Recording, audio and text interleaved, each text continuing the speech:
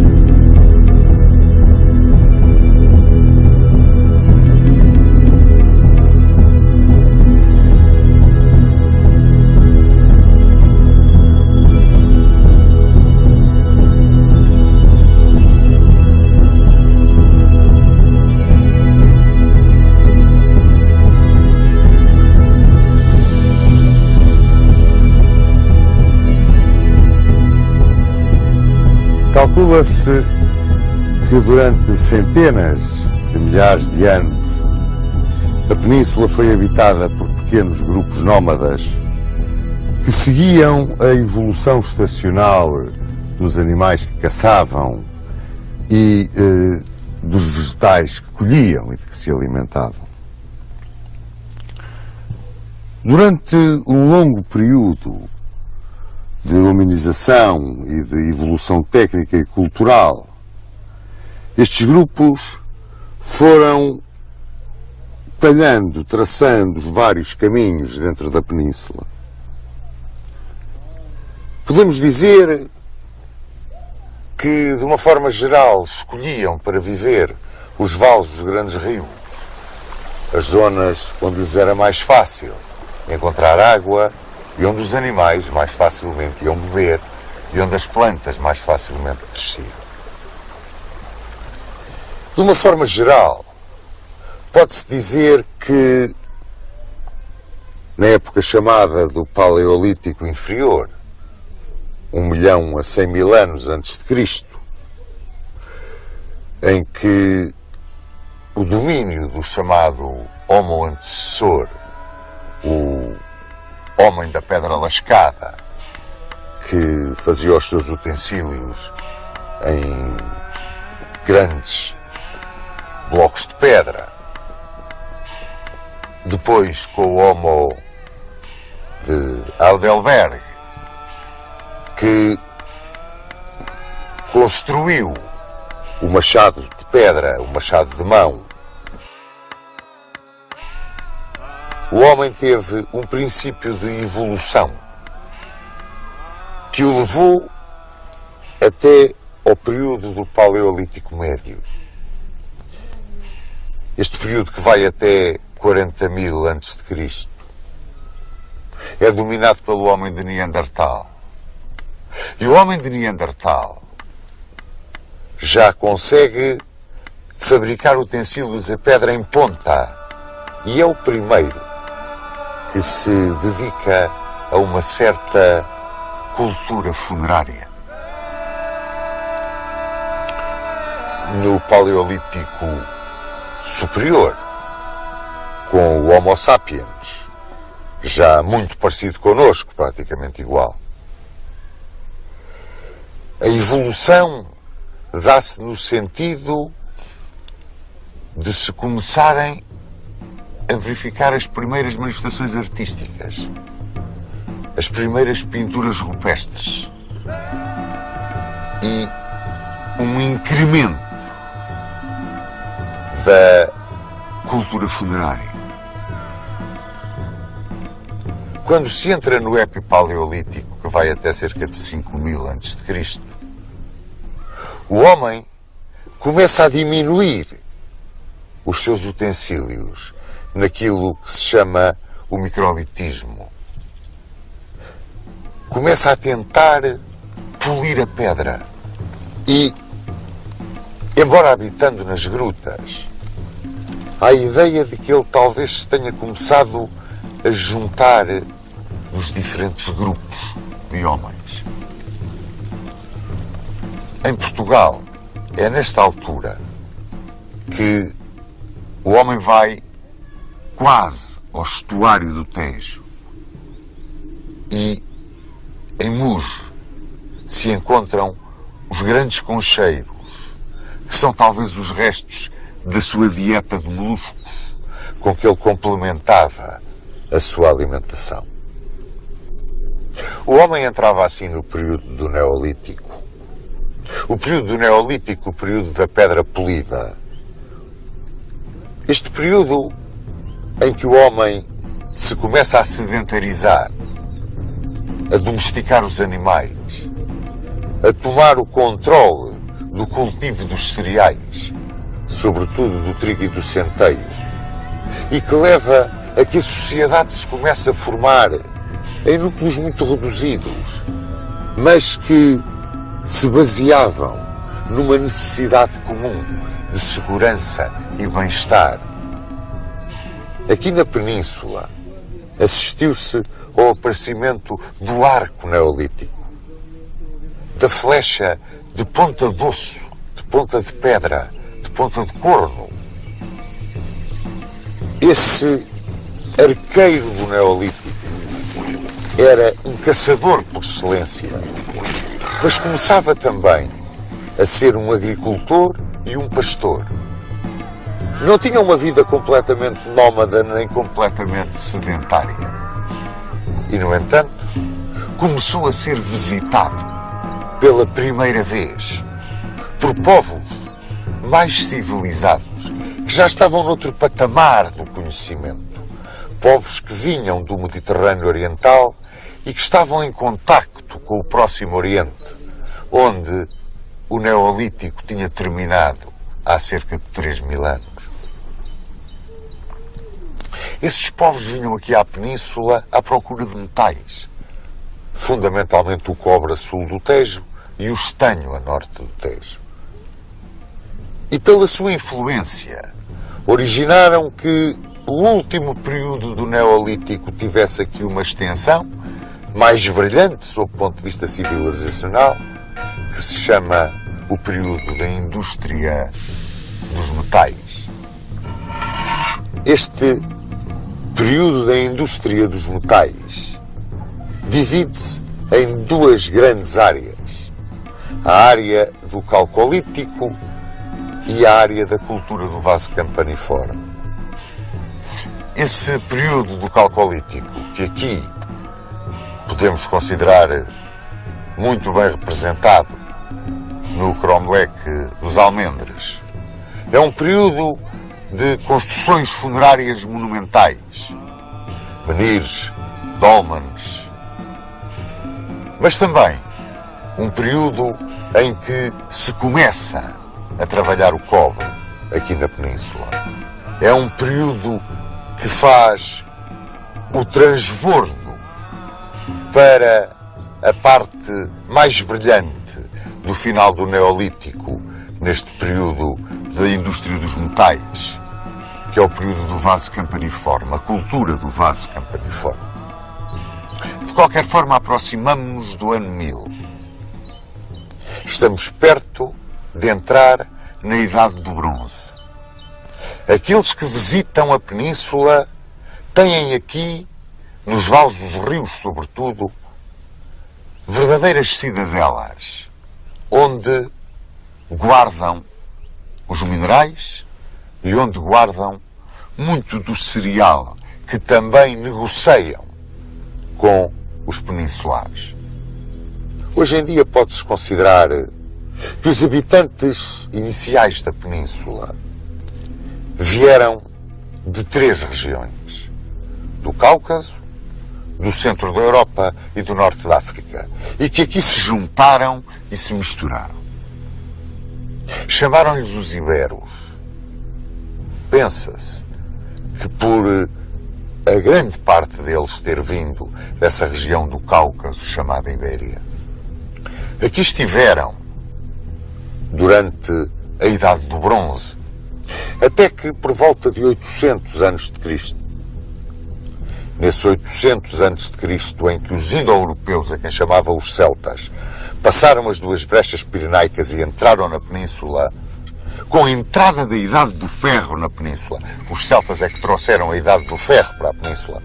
Primeiro houve uma repulsa, mas depois juntaram-se, aglutinaram-se, formaram uma entidade, chamados os celtiberos.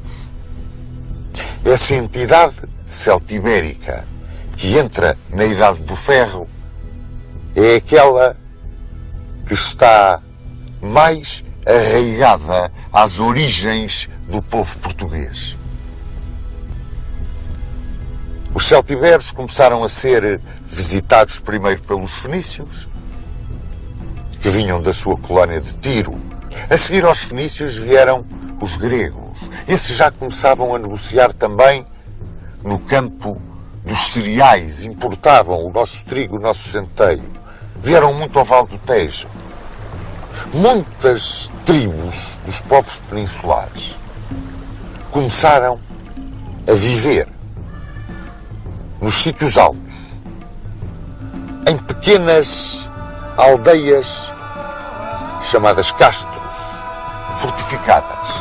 Uma vida agropastoril extremamente dura. Os cartagineses que para aqui vieram começaram a substituir os fenícios como negociantes.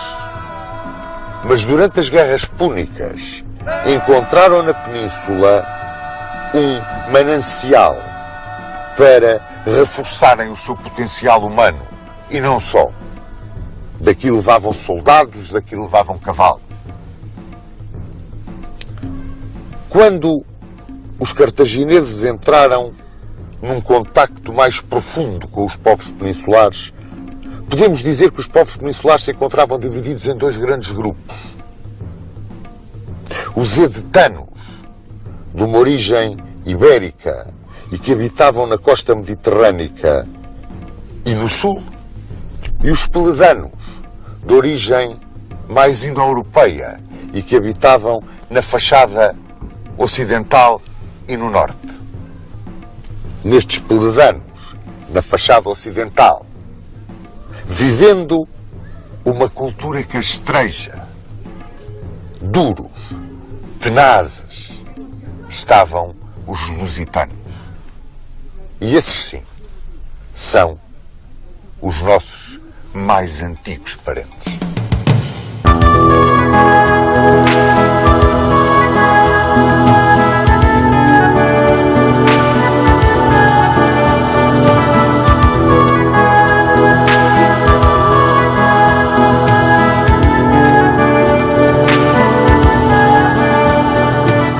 Considerados pelos romanos como um ramo dos celtibérios, os lusitanos são hoje vistos mais como celtas iberizados.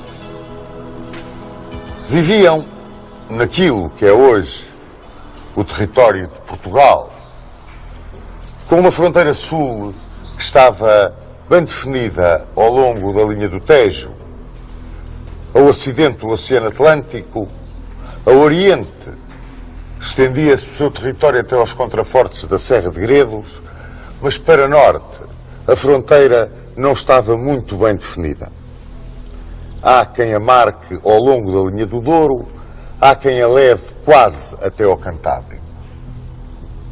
Neste território, os lusitanos viviam divididos em 30 tribos e foram os mais avessos à entrada do domínio romano na Península Ibérica. Eram um povo de pastores, mas também um povo de guerreiros. O seu sentimento de independência era extremamente forte.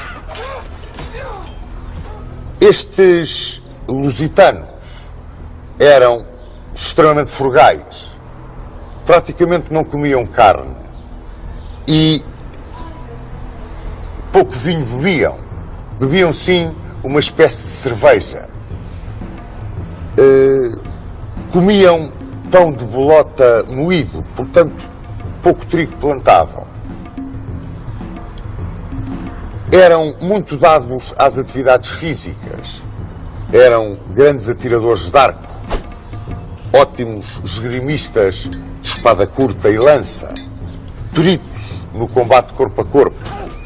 E o que desfaz um pouco a ideia de que eles eram montanheses é que estavam habituados ao combate e eram especialistas no combate montado e em espaços muito abertos.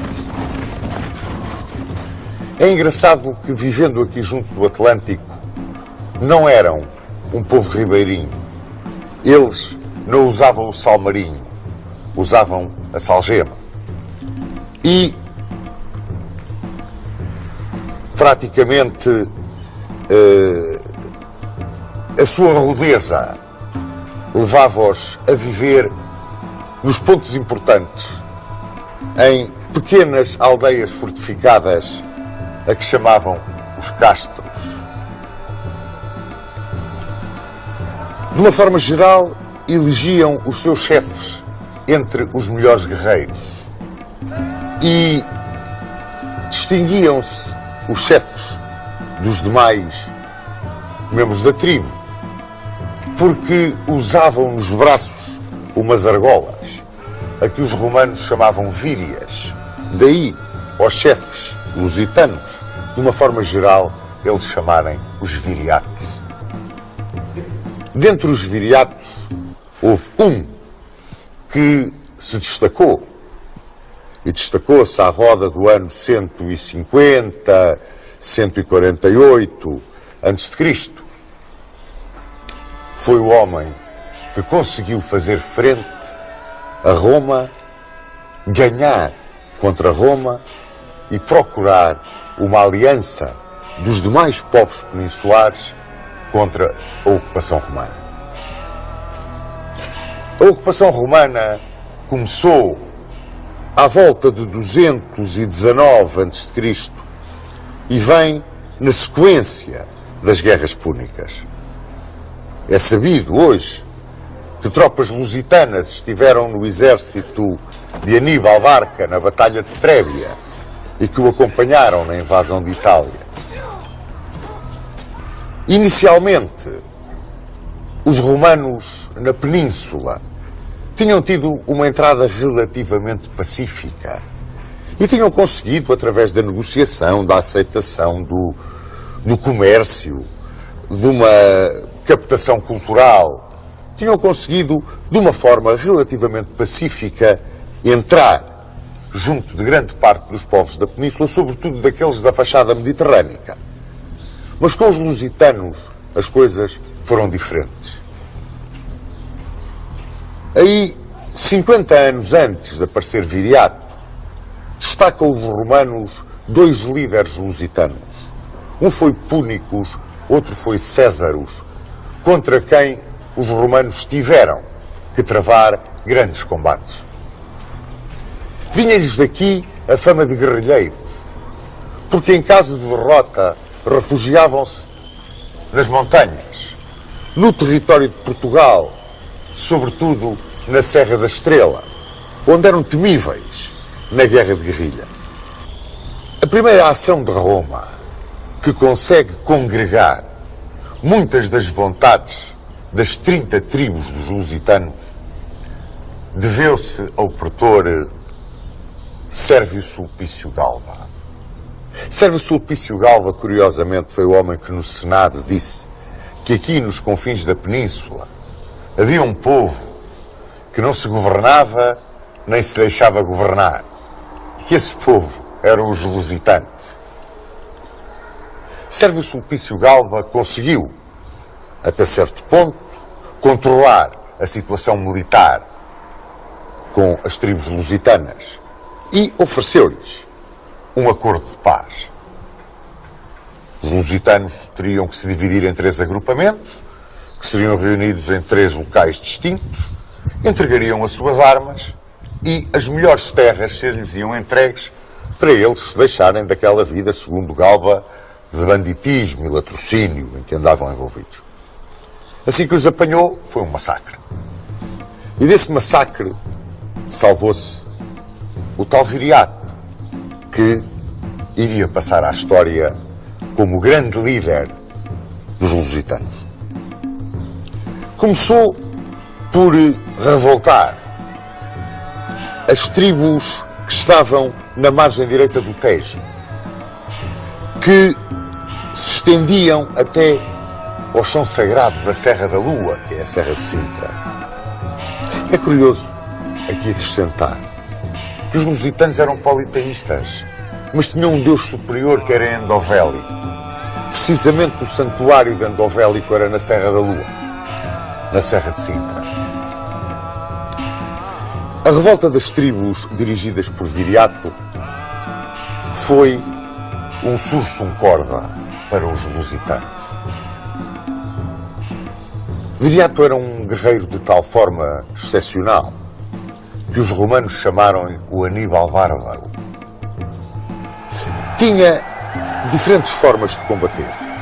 Tanto podia, dentro de uma clássica maneira de combater dos lusitanos em caso de derrota, recorrer à guerrilha nas regiões mais elevadas, como era um excepcional líder de cavalaria, como usava vários artifícios, digamos, militares para conseguir as suas vitórias.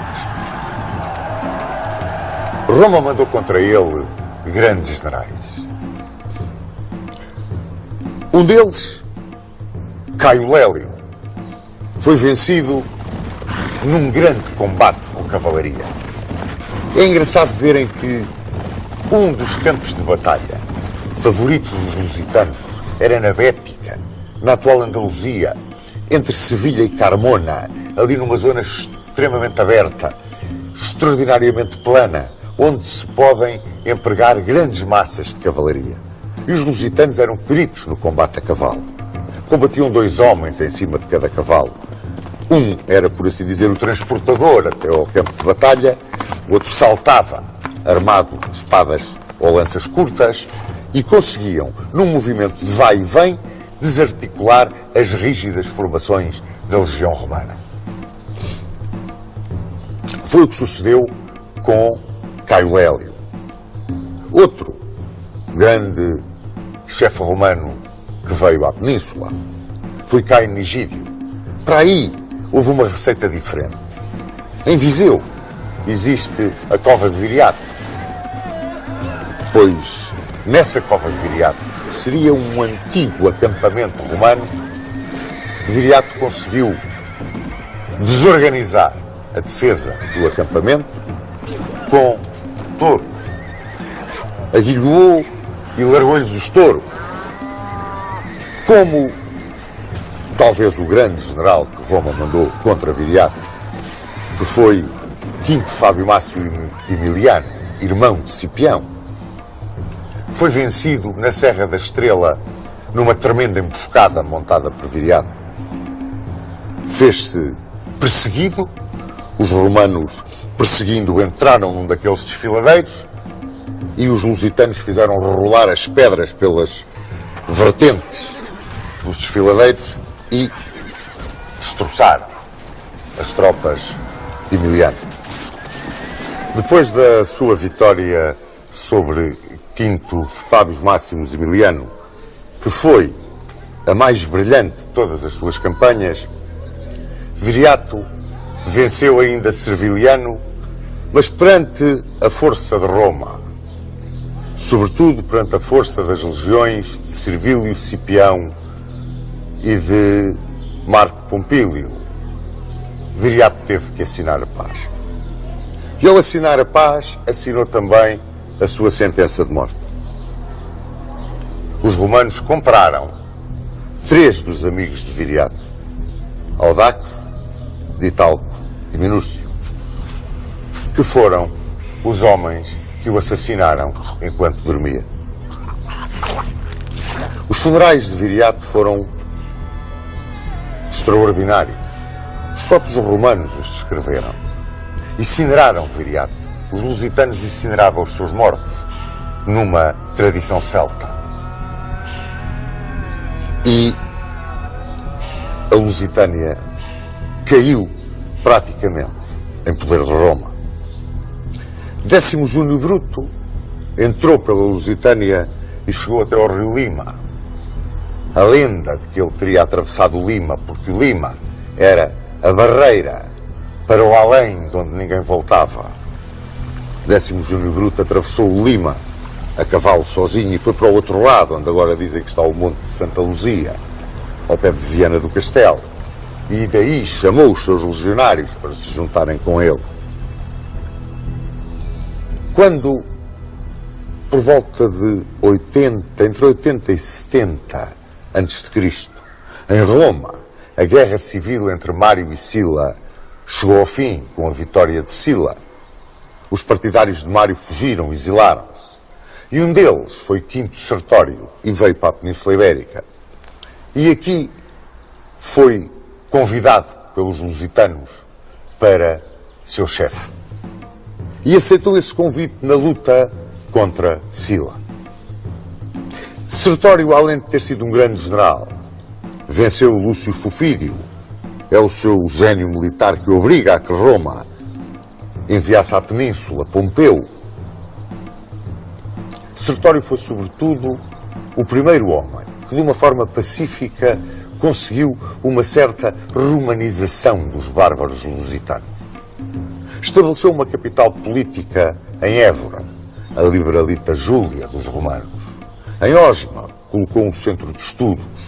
Conseguiu mesmo fazer um arremedo de Senado e, aplicando os princípios dos Gracos, procurou conseguir entre os lusitanos uma certa democratização. Foi assassinado por Perpena, o seu lugartenente. Quando Roma não podia com alguém, é claro, mandavam matar, era um dos sistemas que os romanos tinham. E pagavam a peso de ouro o ver-se livres desse inimigo. Depois da morte de Sertório e depois da grande ação militar de Pompeu, as últimas resistências dos lusitanos naquilo que é o território português foram vencidas por Caio Júlio César. Reparem, 2 nomes, talvez os mais sonantes da República Romana. Entre os seus generais, Pompeu e César, vieram aqui para poder dominar os lusitanos. E a última resistência, que naquilo que é o território de Portugal, os lusitanos terão apresentado a Roma, apresentaram-na nas Berlenhas. Depois, já em 19 depois de Cristo, a última das últimas resistências foi a do Castro de Medúlio, junto do Rio Minho, mas aí já era insignificante a resistência dos lusitanos. Pacificada a península, a Hispânia Ulterior e a Hispânia Citerior, as diferentes províncias, a Tarraconense, a Galécia, a Bética, a Cartaginense e a Lusitânia, que tinham então fronteiras perfeitamente definidas. a Lusitânia foi dividida em 3 conventos. Era uma organização administrativa de Roma. Um era o convento emeritense, que tinha a capital em Mérida. Outro, o convento pacense, com a capital em Pax Julia, Beja. E outro, o escalabitano, com a capital em Scalabis, que era Santarém. A este escalabitano pertencia Conímbriga. Este final, Conímbriga, briga, tem qualquer coisa muito céltico. Conímbriga era uma cidade que estava a cavaleiro da via que ligava o Licipo, Lisboa, a Bracar Augusta, Braga. E tinha uma extraordinária importância. Aqui perto havia uma cidade muito mais pequenina, que era Iminium. É curioso que hoje Conímbriga está em Condeixa, onde ela era, mas Coimbra é Iminium, porque com o correr do tempo, num sítio elevado, com boas condições de defesa, com o rio mesmo ao lado, um porto, Coimbra ganhou em importância aquilo que Conímbriga perdeu. E como é que esta Lusitânia estava organizada? Em 45 ou 46 cidades. Estas cidades tinham 5 de colonos romanos. 2 eram famosas. Eram Pax Julia e Scalabis. Tinham uma cidade que tinha um município romano, ou Licipo, Lisboa. 3 cidades onde se aplicava a lei do antigo Lácio, e que eram Libralita Júlia, Évora, Mértola e Salácio, que era Alcácer do Sal. A Mértola chamavam Mirtília, parece. E tinham depois 36 ou 37 cidades estipendiárias. Não tinham cidades livres. As cidades estipendiárias pagavam tributo. Eram as cidades dos povos que tinham resistido à ocupação romana, que não se tinham entregado pacificamente a Roma. E a existência destas cidades estipendiárias e a não existência de cidades livres demonstram bem até que ponto a resistência dos lusitanos foi para Roma um problema muito difícil de resolver.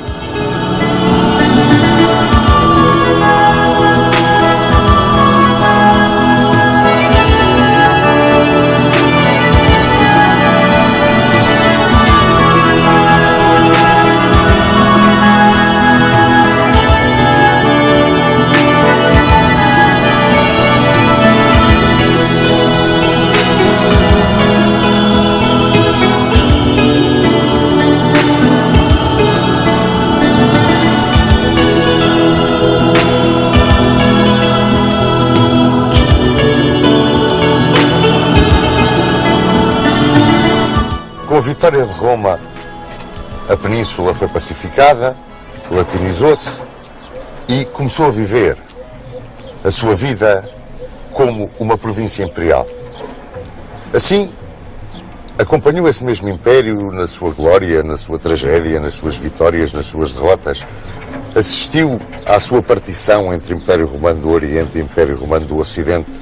Viu como o cristianismo iluminava Roma, mas ao mesmo tempo lhe destruía, por assim dizer, a sua força de trabalho, a sua economia no combate que fez à escravatura. E também assistiu à corrupção, ao luxo desmedido, às ambições políticas, aos jogos, aos assassinatos, a tudo aquilo que conduziu, afinal de contas, ao diluir, ao enfraquecer e, por fim, à queda do próprio Império. Em 410, os bárbaros de além Reno e além Danúbio tinham a sua coroa de glória na entrada de Alarico, em Roma, pela Porta Salária, perto das termas de Caracalla, e o saque da grande capital imperial. Depois foi uma enxurrada de povos que entraram em todas as províncias do Império. E aqui em 411, na Península Ibérica, entraram os alanos, os vândalos e os suevos. De todos eles, só os suevos conseguiram estabelecer alguma estrutura semelhante a um Estado. Estabeleceram um reino que tinha como capital Braga e que abarcava grande parte da Galiza e descia um pouco até sul do Rio Douro, entrando na velha Lusitânia. E consideram muitos historiadores que esta descida além Douro foi um dos primórdios da nacionalidade portuguesa. No entanto, guerreavam-se estes bárbaros entre si.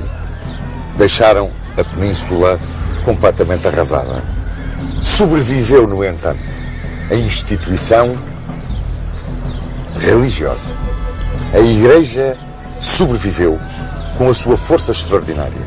Ela que tinha toda a Hispânia romana povoada de paróquias, sobreviveu ao impacto dos bárbaros.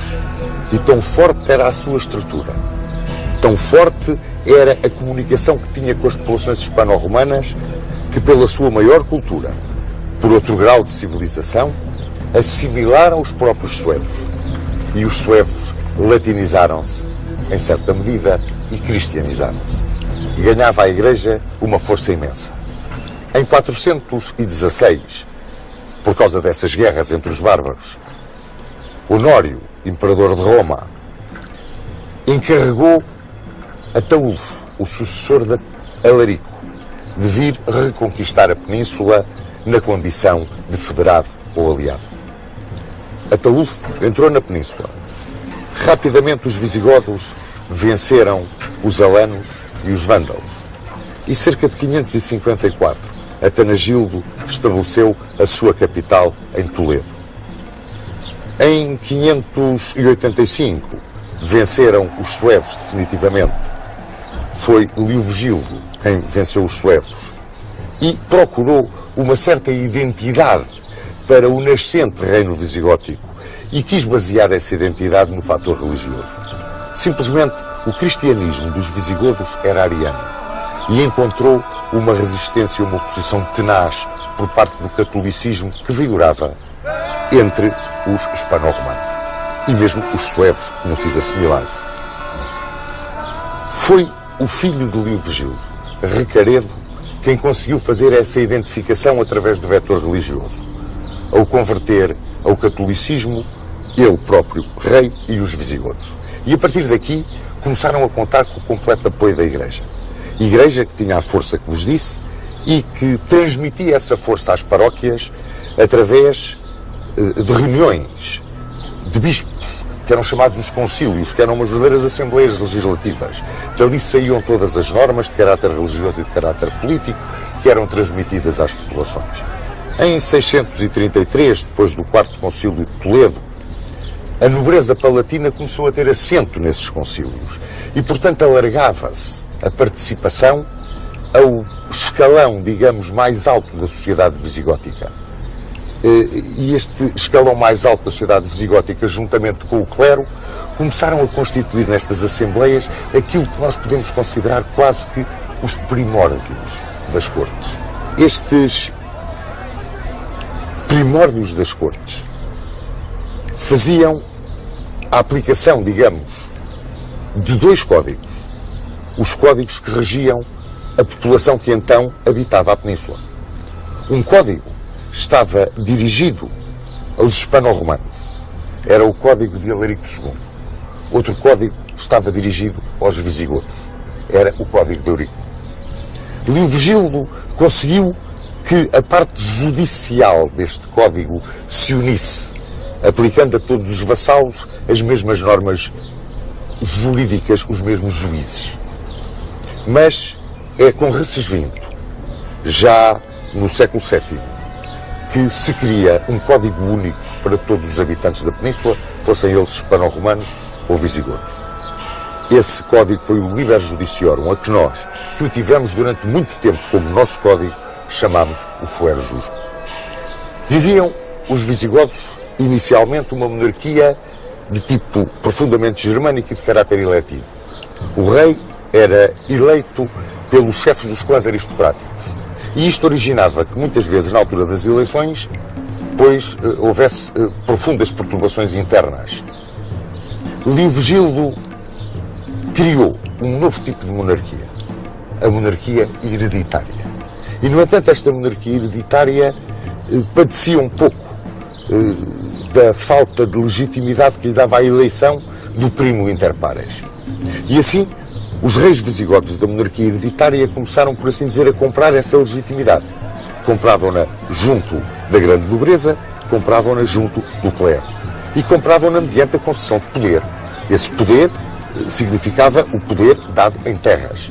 E então, a realeza visigoda começou a diluir esse poder, era um poder que estava atomizado entre os grandes terratenentes, fossem eles da nobreza visigoda e até hispano-romana, que era uma nobreza terratenente e tipicamente militar, porque só os nobres é que podiam usar armas, o clero, que também tinha uma certa pendente militar na sua organização, o senhor das terras, fator de estabilidade, e o grande poder reconhecido por todos, incluído hoje pelo povo, na sua maioria hispano-romano, já que os visigodos eram muito poucos e viviam em clãs familiares, e que não tinha direito nenhum.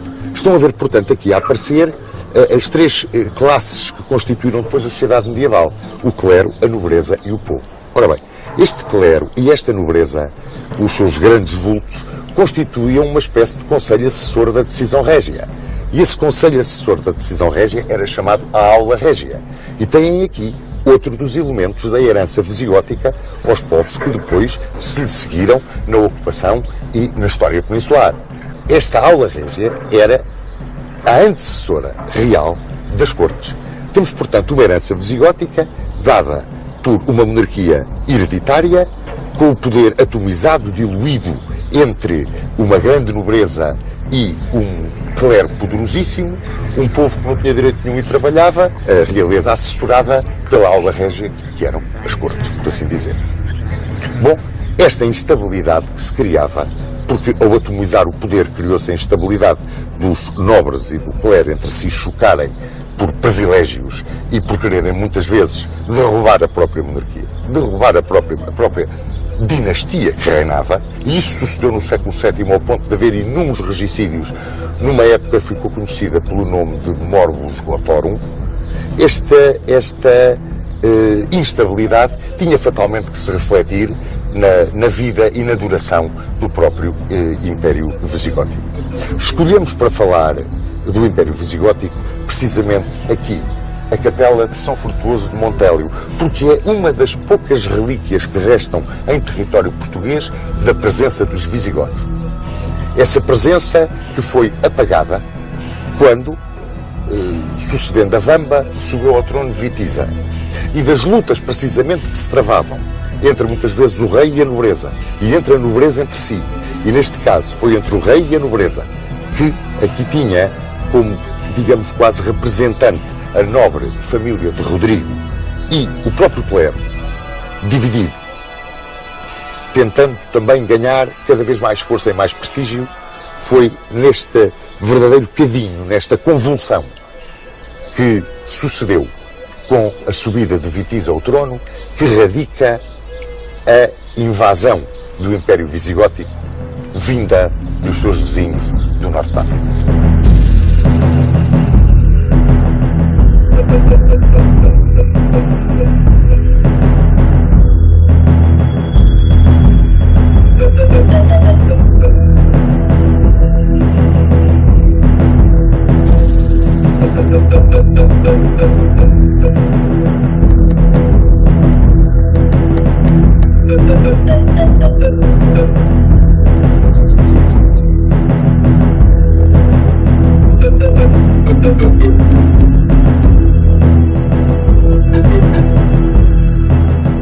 Os primeiros relatos que nós temos da chamada campanha do Guadalete vêm na crónica Silense e na crónica Rotense.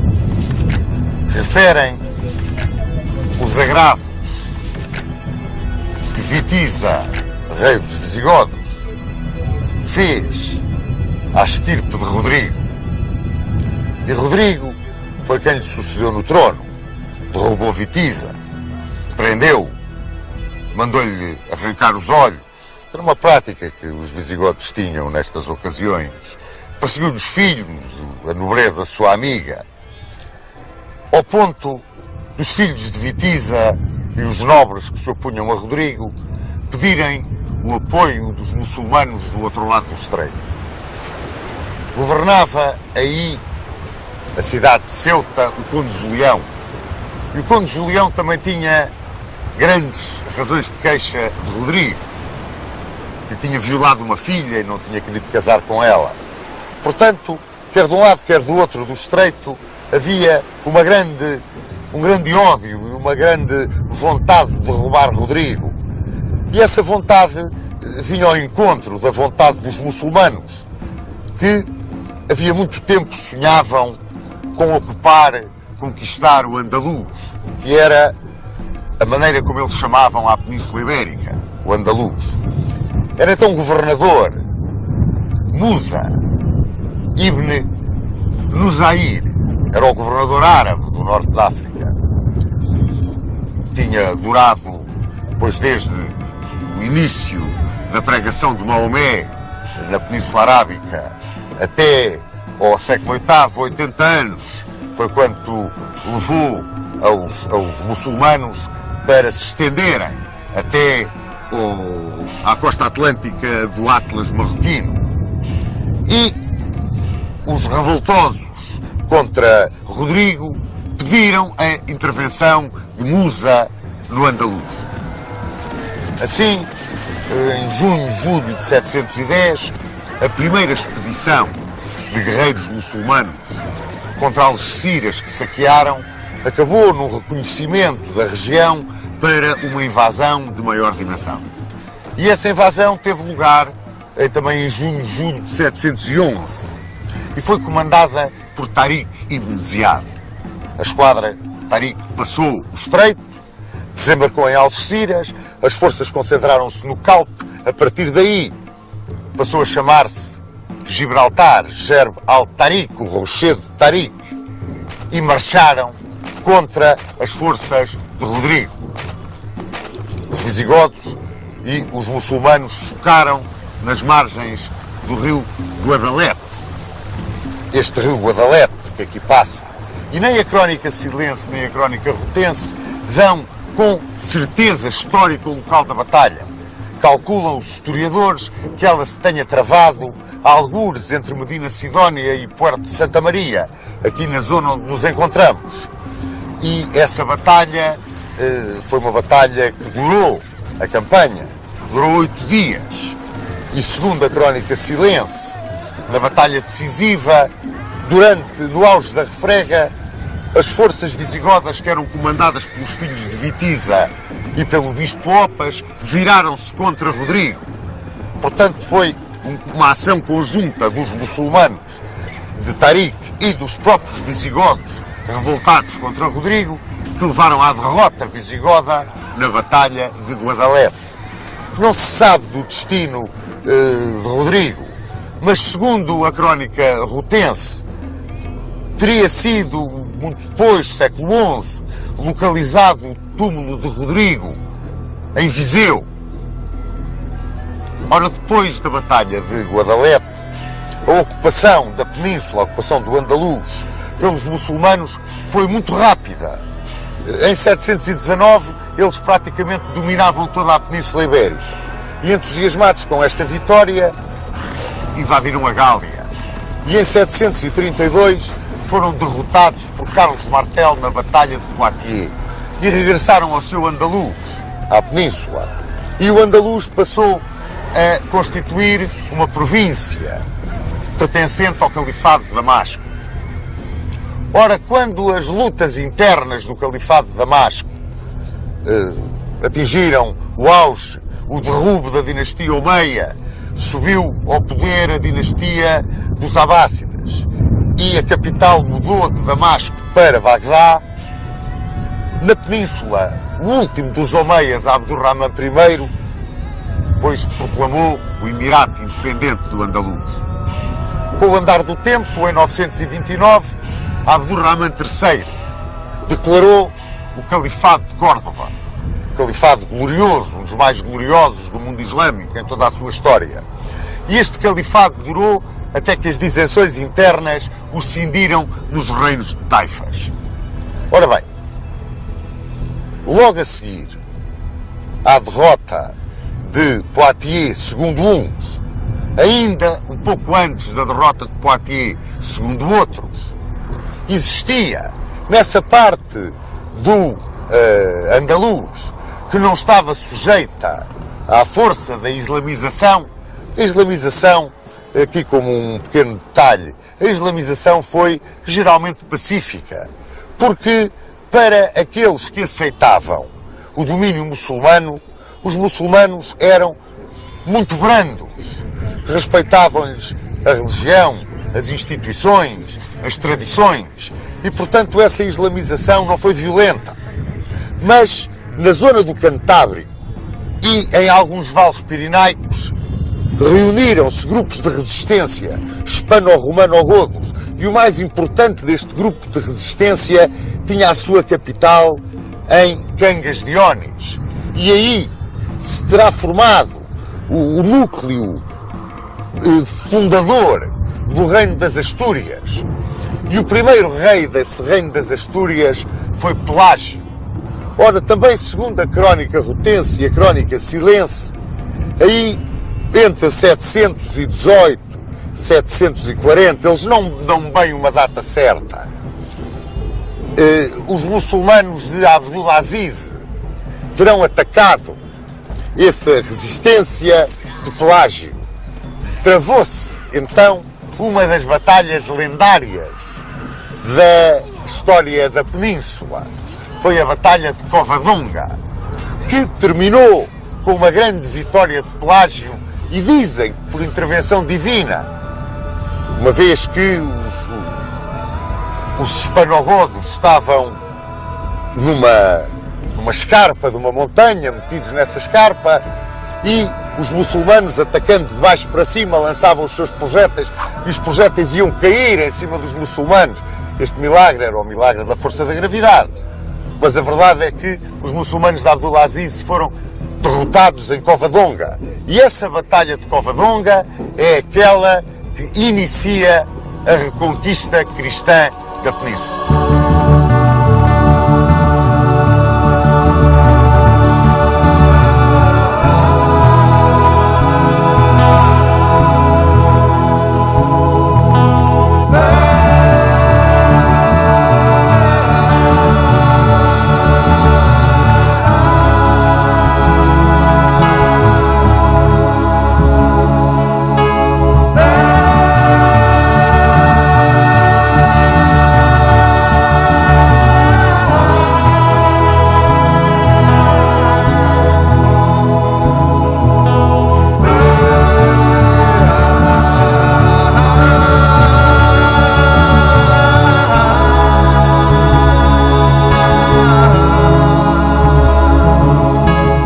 Vencedor em Covadonga, Pelágio iniciou a monarquia asturiana, a minúscula monarquia cristã das Astúrias, herdeira das tradições e das leis visigóticas.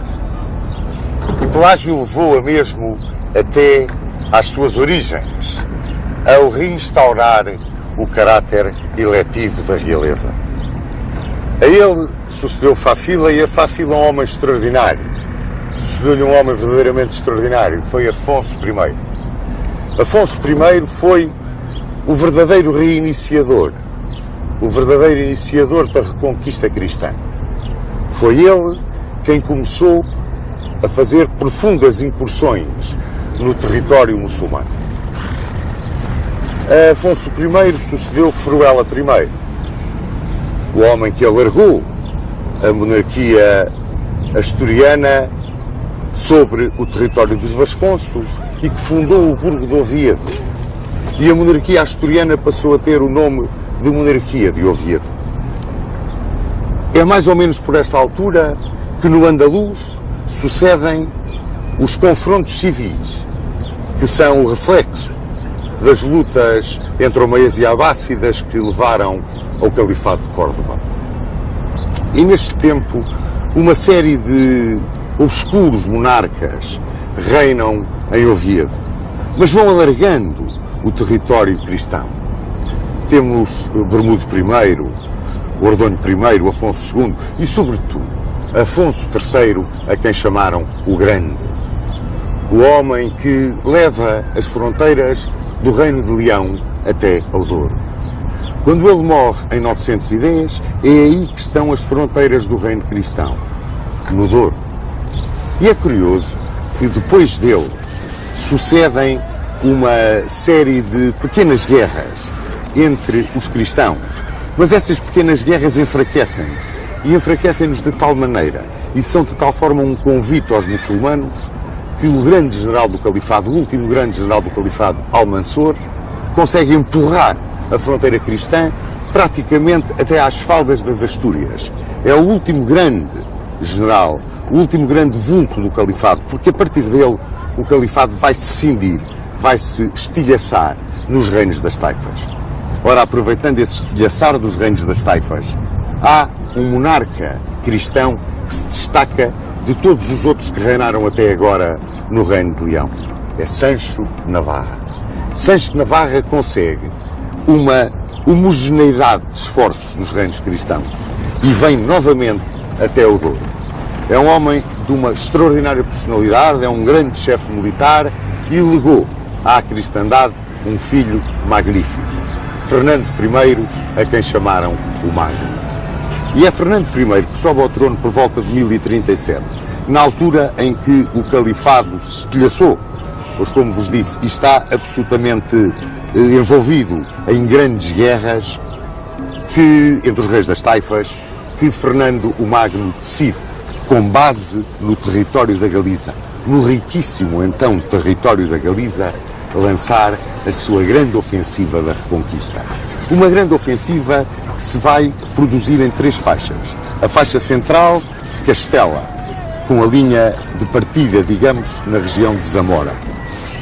A oriente, a faixa de Navarra, que vem desde os Pirineus Vascos e se dirige na direção do Mediterrâneo. E a ocidente, a faixa de Leão.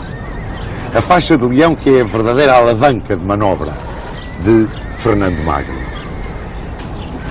O facto de ele ter tomado como base logística a Galiza vem um bocado contrariar, para não dizer que, sob um ponto de vista militar, contrariar frontalmente a tão falada teoria do armamento. Vários autores, o professor Veríssimo Serrão, o professor Saraiva, o professor Matoso, ultimamente a têm combatido. A teoria do armamento assentava no seguinte: quando Afonso I lançou as suas grandes incursões, teria, depois de vencer os muçulmanos, agarrado na população que tinha ficado na terra e que ele ia levado para as Astúrias com ele. Essa população que ficava era, na sua maioria, população moçárabe, ou seja, hispano-romano-godos, cristãos que tinham aceite a lei, as tradições, os costumes dos muçulmanos, mantendo a sua religião, o que era respeitado por eles. Ora, se isto fosse assim, eu penso que não seria possível que a Galiza, em 1037, 1055, servisse o rico território da Galiza, que nós sabemos ter sido um dos campos de batalha mais sangrentos do início da Reconquista, que esta Galiza servisse como base logística para o lançamento das operações de reconquista de Fernando Magno. Mas nós sabemos que nesses territórios que eram reconquistados pelos cristãos e abandonados pelos muçulmanos, chamavam-lhes as presúrias. Normalmente eram entregues a um senhor, que até podia ter sido o seu conquistador pela força das armas, para que o recuperasse, repovoasse e voltasse a amanhar a terra, para que a terra produzisse, para que não fosse uma terra de matagal, não se tornasse num matagal. Como muito bem dizem, e é um ditado popular que um grande autor do momento o emprega numa sua obra, Entre mortos e feridos alguém havia de escapar. E realmente eram esses moçárabes que ficavam agarrados à terra e que eram protegidos pelo senhor a quem a terra era entregue. Ora, nesta Galiza que ia servir de base de partida a Fernando Magno, existia desde tempos imemoriais uma pequena póvoa que estava na foz do Rio Douro, a que os romanos já chamavam Portus Cale, a que no tempo de Almansor os muçulmanos chamavam Bord-Cal, e que foi em 864 mais ou menos reconquistada e entregue sob o governo, a presúria de Portugal, sob o governo do conde Vímara Pérez. Esse coração, esse embrião do Portugal onde nascemos, começou aqui, precisamente aqui, nas margens do Douro, e é comemorado lá em cima, ao pé da Sé, pela estátua a Vímara Pérez. Não quer dizer que Vímara Pérez tivesse encontrado esta zona armada, certamente não a encontrou. Apoiou e defendeu aqueles que aqui ficaram. E eu estou absolutamente convencido que aqueles que aqui ficaram eram precisamente a população hispano-romano-goda que recebia de braços abertos a reconquista cristã. Vímara Pérez fundou uma grande família. Uma família que teve, tempos depois, na Condessa Mumadona Dias, um dos seus esteios fundamentais. A Condessa Mumadona Dias, por volta de 959, fundou em Guimarães o Castelo de São Mamede e o Mosteiro de São Mamede, que estavam ligados por uma estrada, que é hoje uma das ruas de Guimarães, do velho Guimarães histórico.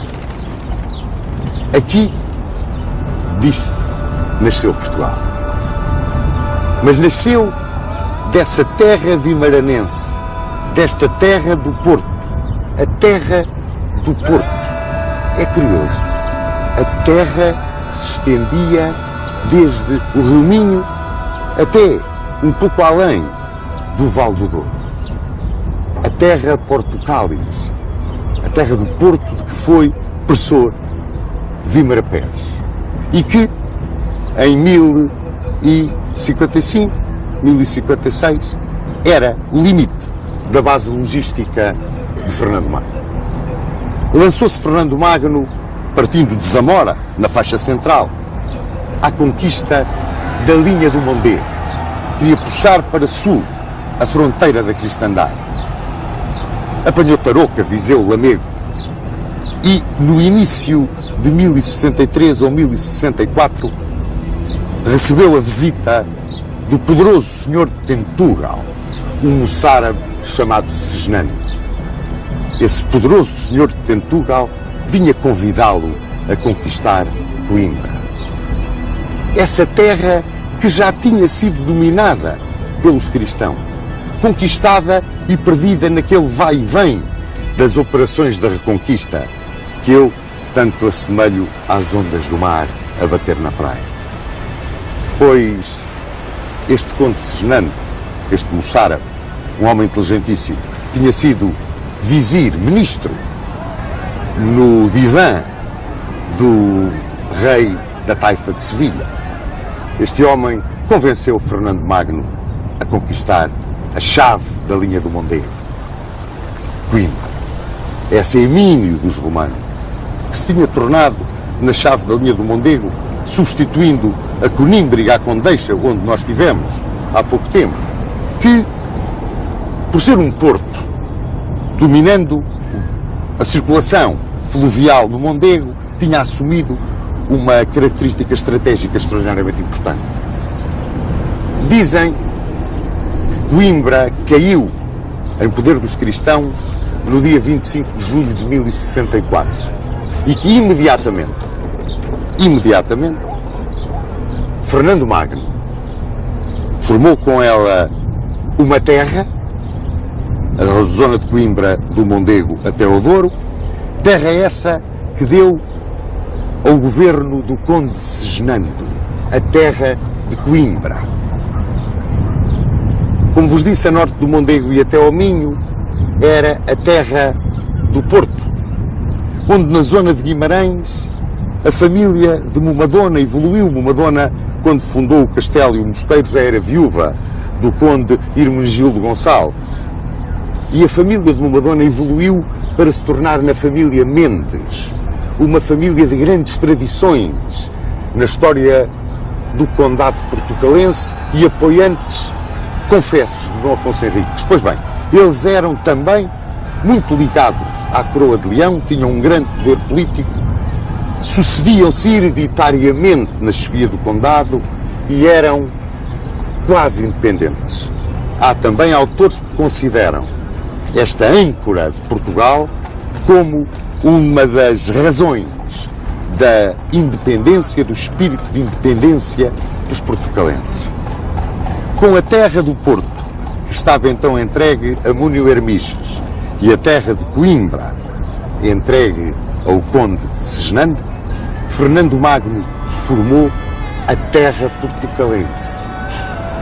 Corria o ano de 1064 e estavam lançadas as raízes do nosso querido Portugal.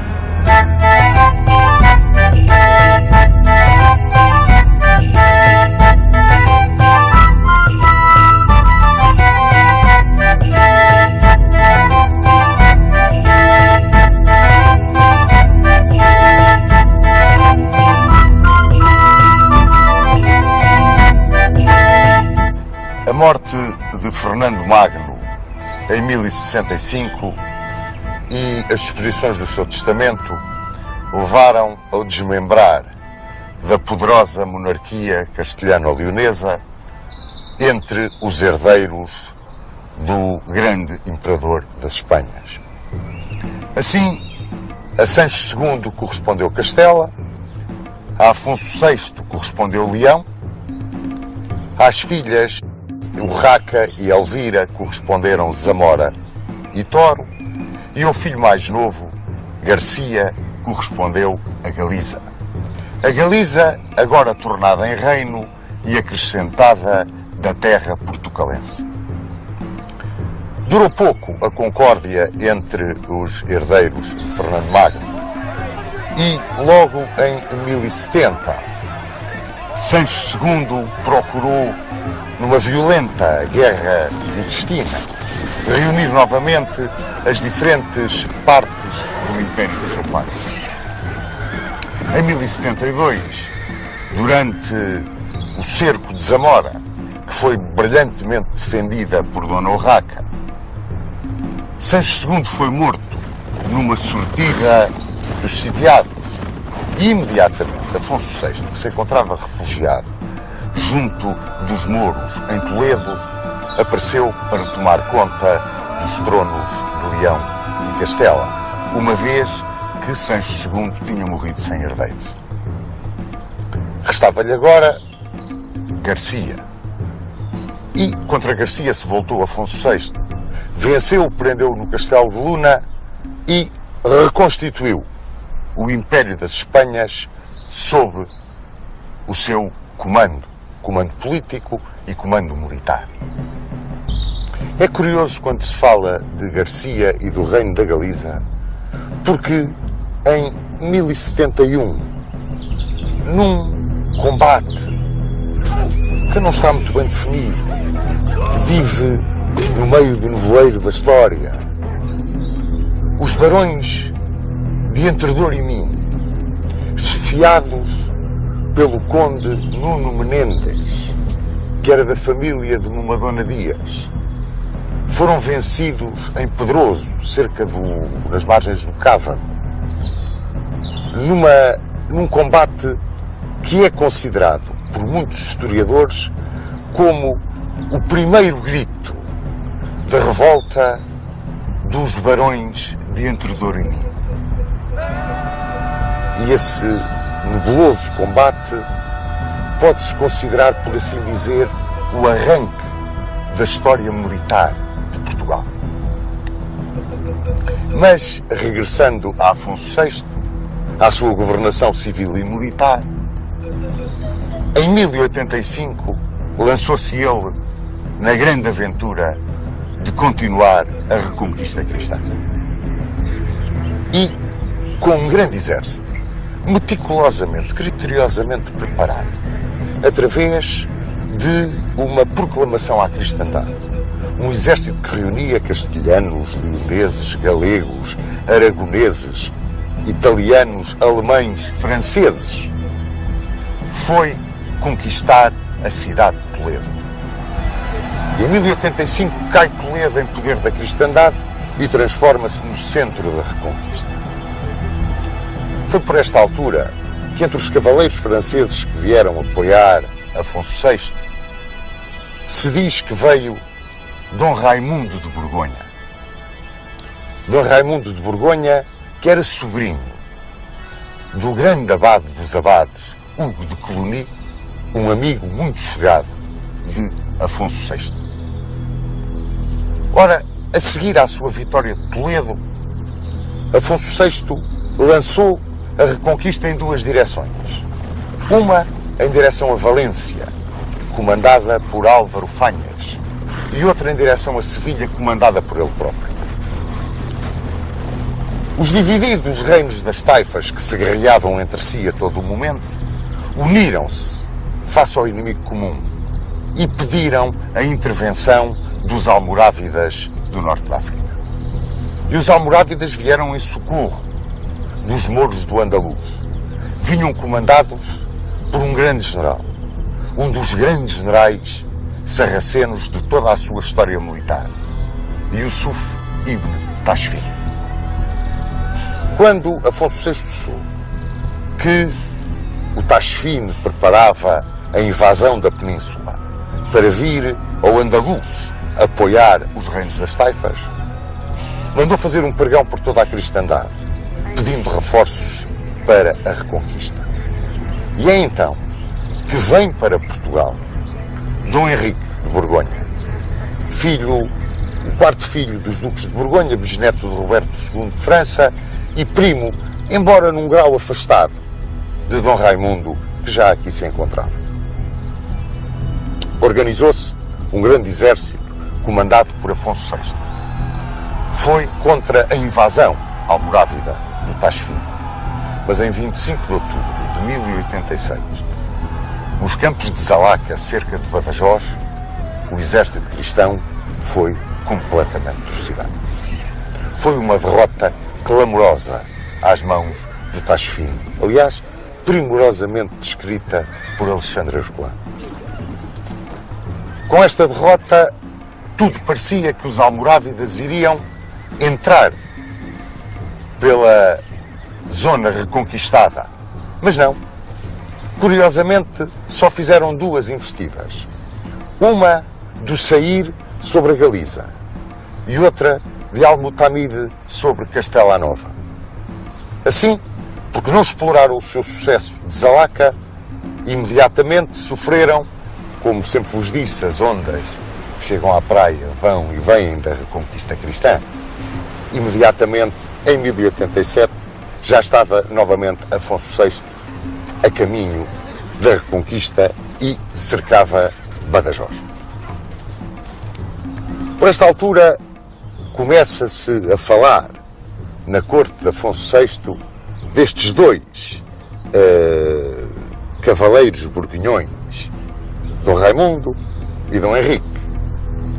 As descrições que existem deles são curiosas. Há um Dom Raimundo político, cortesão, fraquíssimo militar, era uma nulidade para comandar tropas. Opunha-se um Dom Henrique, que era um homem de grande iniciativa, valente como um leão, um homem capaz de levar atrás de si a hoste real, se tal fosse necessário, mas um grande ambicioso e um homem com muito poucos escrúpulos.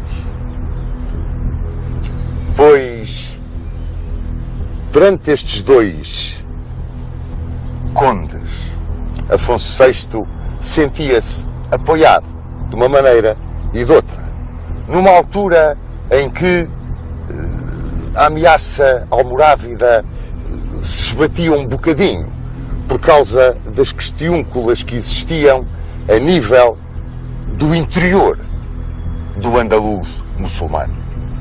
É que os almorávidas, que vieram socorrer os reinos das taifas, acabaram por os querer conquistar. E, sobretudo na nossa faixa ocidental, na zona do Garbe, eles lançaram-se contra as três províncias que o constituíam. O Alfogar, que é o Algarve atual, o Alcácer, que é o Alentejo, e Belata, que é parte da Extremadura e parte do Ribatejo, e estabeleceram como linha de fronteira com a cristandade a linha do Tejo, com as praças de Santarém, Lisboa, Alcácer, Sintra, Almada, Palmela. Eles ali estavam defendendo toda a zona conquistada pelo Sair, porque foi o grande motor desta conquista almorávida, e o território cristão. Por esta altura,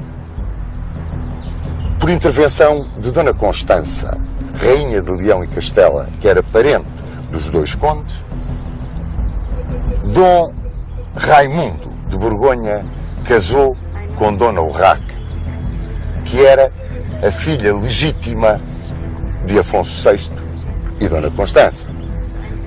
Uma vez que o coração de Afonso VI estava preso ao filho que tinha da linda Moura Zaida, que era filha do rei de Sevilha e para quem Afonso VI queria deixar o seu império. Este jovem infante Dom Sancho. Mas para compensar Dona Urraca, resolveu Afonso VI refazer o reino da Galiza. Foi por volta de 1091 que morreu o conde Segenano de Coimbra, que tinha estado com Afonso VI na Batalha de Zalaca. E, imediatamente, Afonso VI refez as terras que constituíam a parte a sul do Minho do seu império. Criou um condado em Coimbra, que deu a Martim Muniz, um condado em Aroca, que deu a Múnio de Niegas, e um condado no Porto, que deu a Dom Henrique de Borgonha. Com estas três terras ou condados, junto com a Galiza, formava o reino da Galiza, destinado a compensar, de algum modo, Dona Urraca pelo seu sonho de fazer do infante Dom Sancho o seu sucessor, imperador das Espanhas. Mas mais, quis alargar a fronteira para sul até à linha do Tejo, que era o seu sonho. O sonho de Afonso VI, o sonho estratégico, era estabelecer na linha do Tejo a fronteira sul da Galiza. A Galiza estendia-se do Cantábrico ao Mondego, isto desde 1074. Aproveitando então as discórdias e as lutas que existiam no Garbe, entre os almorávidas e os mouros daquela região, e que enfraquecia profundamente a defesa dos sarracenos, Afonso VI resolveu lançar um grande fossado que empurrasse definitivamente a sua fronteira para a linha do Tejo. E, atacando de surpresa para sul, pôs cerca a Santarém. Rendeu-se Santarém, com Santarém renderam-se Lisboa e Sintra, depois Almada, e estabeleceu Afonso VI a linha do Tejo como fronteira sul do reino da Galiza.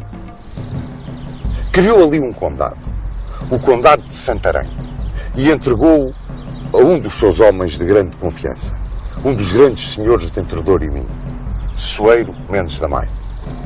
Formavam-se então, com as terras ou condados de Porto, Coimbra, Aroca e Santarém, mais aquilo que é hoje a Galiza e os condados que lá existiam, um reino que iria ser a compensação, como vos disse, do império de Afonso VI para Sancho. E, portanto, este reino destinado a Dona Urraca. E ele entregou, como um vice-reino, quase independente, o governo deste território, do Cantábrico até o Tejo, a Dom Raimundo de Borgonha. Bom, mas voltou a sair. E voltou a sair e apanhou Lisboa e apanhou Sintra. E cercou Santarém. E imediatamente, para reconquistar a linha do Tejo, uma poderosa hoste comandada por Dom Raimundo de Borgonha, onde ia um troço de tropas do Condado do Porto, comandadas por Dom Henrique, que então tinha casado com a filha bastarda de Afonso VI e da Muniones, Ximena Núñez, ou Muniones, que se chamava Dona Teresa ou Dona Tareja. Com essa força veio Dom Raimundo de Borgonha para repor a fronteira na linha do Tejo. Por questões de caráter tático, o sair levantou o cerco de Santarém, na altura em que as tropas cristãs entraram pela zona do Garbe dentro e vieram acampar sob os muros de Lisboa. Mas o sair regressou a Lisboa. E a derrota de Dom Raimundo foi total. A sua inépcia como comandante foi completa. E destacou-se, a cobrir a retirada daquele desastre, Dom Henrique de Borgonha. Dom Henrique destacou-se nesse comando e protegeu a retirada dos cristãos para lá da linha do Mondego. Foi uma ação definitiva para a ideia que Afonso VI já tinha daquilo com que podia contar por parte de Dom Raimundo. Ou seja, nada. E então resolveu dividir o que tinha planeado para Dona Urraca em 2 condados. O condado da Galiza, além Minho, seria governado por Dom Raimundo. O condado portucalense, Aquém Minho, seria governado por Dom Henrique e Dona Teresa. Tinham o senhorio militar, administrativo, judicial, por vínculo feudal, hereditário, desse território, que se estendia do Rio Minho até ao Tejo. Nascia, portanto, como um tampão militar na faixa ocidental do Império de Afonso VI, o Condado Portucalense. E estávamos nós em 1096, 1097. Bom, nesta altura acontecem várias situações que vão precipitar muitos acontecimentos. Uma das situações, talvez a mais, aquela que mais feriu Afonso VI, foi a morte do infante Dom Sancho na Batalha de Úcledes. Com a morte do infante Dom Sancho na Batalha de Úcledes, Afonso VI levou uma tremenda machadada no seu ânimo. Já velho, foi o fim, praticamente, da sua vida. Outra foi que, na sua ambição, o Conde Dom Henrique, como se intitulava a si próprio, o Conde Dom Henrique, lançou-se com tropas que lhe foram entregues pelo sogro na expulsão dos mouros da zona de Ciudad Real e perde a Batalha de Malagón. E ao perder essa batalha e para se redimir, decidiu ir para a cruzada. Será que ele terá ido para uma cruzada? Há quem diga que sim, há quem diga que não. Há quem diga que ele foi com o bispo de Coimbra a Roma para conseguir que se restaurasse a sede de Braga com Dom Paio Mendes. O poder da Igreja era tanto que a restauração da sede de Braga podia ser uma alavanca para a autonomia do Condado de Portucalense. E que aí, se esta é realmente a verdade histórica, estaria apoiado por Dom Raimundo. Porque Dom Raimundo queria disputar a sucessão, apoiado pela Igreja e apoiado por muitos barões castelhanos e galegos, a sucessão de Afonso VI. E precisava de força para que não subisse ao trono por morte de Afonso VI o infante Dom Sancho, mas ele, Dom Raimundo.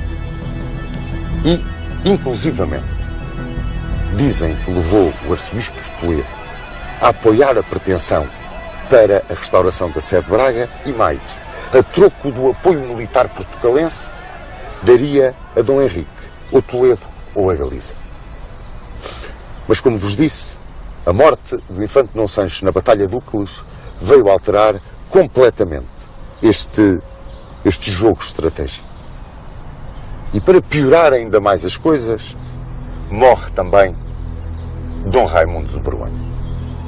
E fica Dom Henrique, por assim dizer, como a primeira espada, a primeira cabeça, com prestígio militar para manter a unidade imperial.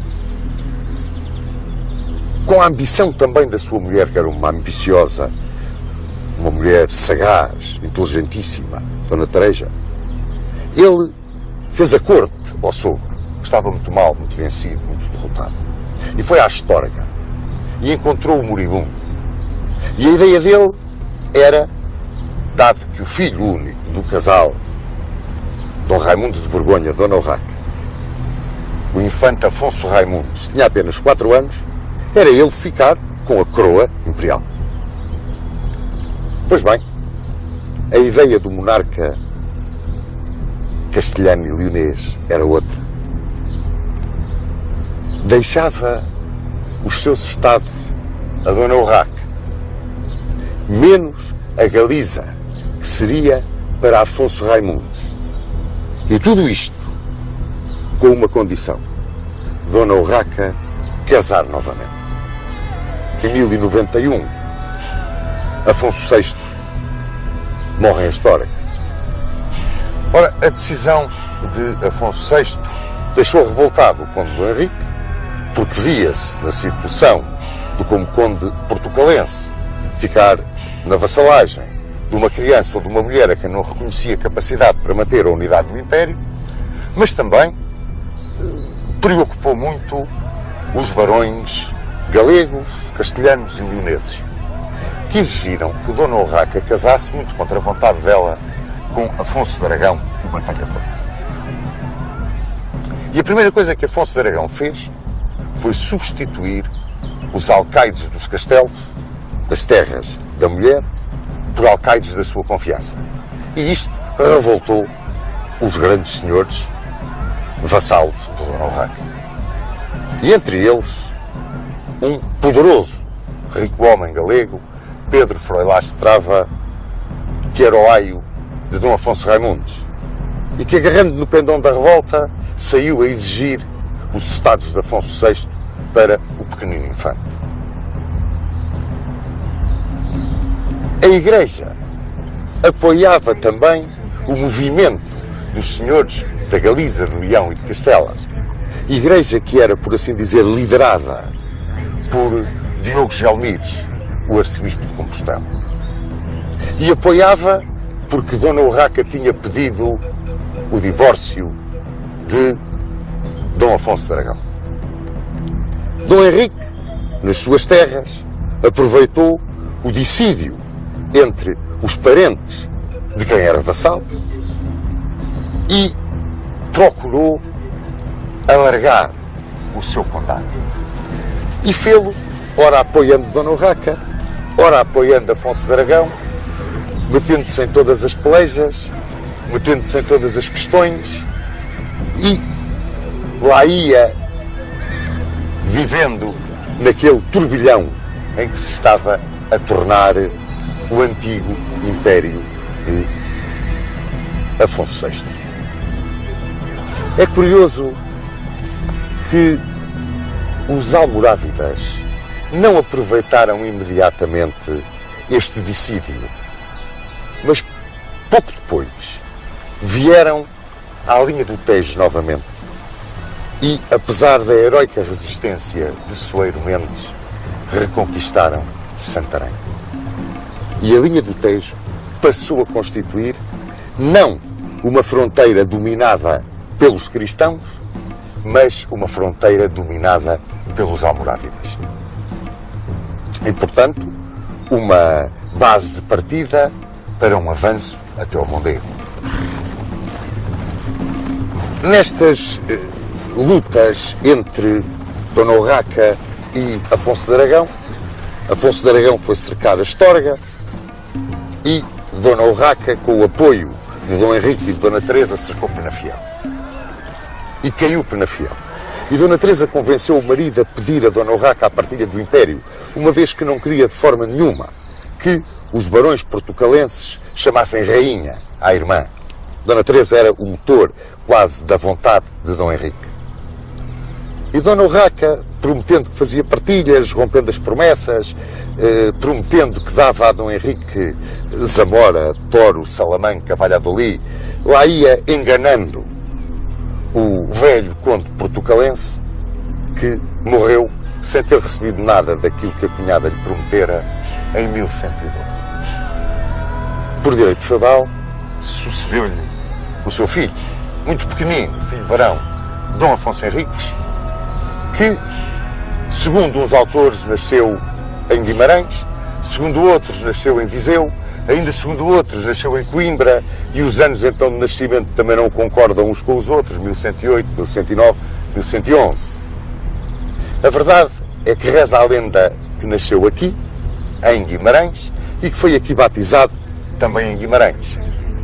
De pequenino, Dom Afonso Henriques era doente, era fraquinho das pernas, dizem os cronistas. E o seu aio, o senhor de Ribacoa, Egas Muniz, que ele ia levado em peregrinação a Santa Maria de Carquer e que se teria dado um milagre, que ele teria voltado curado. Bom, é a lenda. A verdade histórica é que Dom Afonso Henriques cresceu um atleta agigantado, educado primorosamente por Egas Muniz, o senhor de Ribacoa. Mas enquanto pequenino, tomou conta do condado, em nome do filho, Dona Tareja, a condessa portucalense, que imediatamente, confiada que estava na força dos seus barões, no espírito que já começava a existir de unidade, de identidade, dentro das fronteiras do condado, pois Dona Tareja tomou, diz muita gente que abusivamente, o título de Infanta Rainha, que lhe competia como filha de rei com jurisdição sobre terra. Só que a jurisdição ela tinha em nome do filho. E imediatamente foi à Astorga pedir à irmã que lhe desse as terras que tinha prometido ao marido. Foi a primeira, aliás, a nas Cortes de Leão de 1115 prestar vassalagem humildemente a Dona Urraca. É claro que nesta altura rebenta uma revolta com Pedro Froilás Estrava, o arcebispo Gelmires de Compostela, que exigem definitivamente a realeza na Galiza para Dom Afonso Raimundos, em cumprimento daquilo que estava determinado no testamento de Afonso VI. São apoiados nessa revolta por Dona Tareja. E Dona Tareja recebe deles Ourense e Tui. É claro que a relação com a irmã piorou. Davam-se aqui grandes desencontros, grandes problemas de poder. Começava a aparecer uma força, não só dentro do condado portucalense, mas também dentro da Galiza, que se queria desprender da monarquia castelhana e leonesa. É mais ou menos por esta altura que os almorávidas lançam um grande ataque, partindo do Val do Tejo contra o Val do Mondego. E o objetivo desse ataque era Coimbra. Abandonando os seus negócios todos políticos na Galiza, Dona Teresa vai para Coimbra e vai ela defender, comandar a heroica defesa de Coimbra. E aí, Dona Teresa ganhou, se alguma coisa lhe faltava, o amor, o respeito, toda a paixão com que durante um tempo os seus ricos homens a seguiram e toda a população do condado a seguiu. Chegaram ao ponto de lhe chamar rainha, como se pode ver no monumento que ela tem em Ponte de Lima. Mais ainda, ela materializou a ideia de corte do vínculo político com a monarquia leonesa. Ela era uma bandeira de autonomia e independência. Tal era a sua extraordinária força de caráter. Pois bem, vencedora em Coimbra, regressando ao condado, uma bandeira que os próprios galegos quiseram aproveitar na sua luta gêmea da portuguesa pela independência de Leão, ela recebeu como ligação entre os galegos e os portucalenses o alferes-mor do arcebispo Gelmires de Compostela, um moço, guerreiro, cavaleiro de grande fama, Fernão Pérez Estrada. Era esse o enviado dos galegos para vir para junto dos portucalenses como uma ligação, quase nessa conspiração que havia para cortar os vínculos com o Reino de Leão. E Dona Teresa apaixonou-se por Fernão Pérez Estrada. E a verdade é que Fernão Pérez Estrada também se apaixonou por ela. E foi o princípio da perdição da condessa portucalense. Rapidamente o tornou no governador do distrito do Porto. Deu-lhe uma força extraordinária ao ponto de assinar documentos com ela. E a conspiração forjava-se agora com uma paixão pessoal, que era extraordinariamente perigosa, porque os nobres galegos, com a força que tinham, da sua extensão territorial, da sua prevalência em todas as questões políticas, se convenceram de que a unidade portucalense e galaica seria feita sobre a soberania galega. Sobre a soberania galega.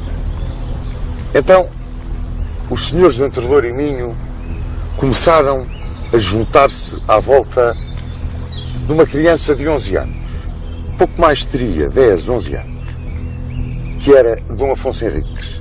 Viam nele a grande esperança da ruptura dos vínculos com Leão, de uma autonomia e de uma independência que não os levasse imediatamente a seguir a cair sob a soberania da Galiza.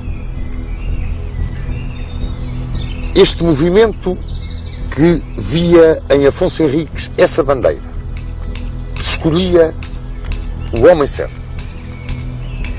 educado por Egas Muniz. Com 11 anos já sabia o que queria e começava a ter os seus partidários e mais, a ter voz junto deles. Curioso, numa criança de 11 anos. Porém, Dona Urraca, depois, apercebeu-se de que havia uma conspiração que envolvia galegos e portucalenses. E, em 1121, entrou em som de guerra pelo condado portucalense. E é a primeira vez que com ela vem Afonso Raimundo. E vêm pôr cerco ao castelo de Lanhoso, onde estava a condessa portucalense, a infanta rainha, rainha para muitos portugueses, como já vos disse, chamada Dona Teresa. O cerco do castelo de Lanhoso foi feito por Dona Urraca e pelo arcebispo Gelmires. Mas é curioso que, no meio de tanta traição, no meio de tanta intriga, também aí a intriga e a traição tiveram um peso enorme. Exigiram os nobres galegos a Dona Urraca que mandasse prender o arcebispo Gelmires em pleno cerco. E exigiram-lhe que fizesse as pazes de Lanhoso com a irmã. E, contra a vassalagem e subordinação imediatamente prestada por Dona Teresa, Dona Urraca deu-lhe Zamora, Toro, Salamanca e Ávila. Ou seja, Dona Teresa saía da sua derrota com mais força do que aquilo que tinha, se tivesse ganho. E isto ainda aumentou mais o prestígio de Dona Teresa, mas o receio de que esse prestígio fosse usado por Fernão Pérez de Estrada em proveito da causa galega e contra a causa portucalense, levou a que a conspiração dos ricos homens dos barões de Entre Douro e Minho se alargasse ainda mais. Já não era um núcleo restrito, começava-se a alargar por todo o território portucalense.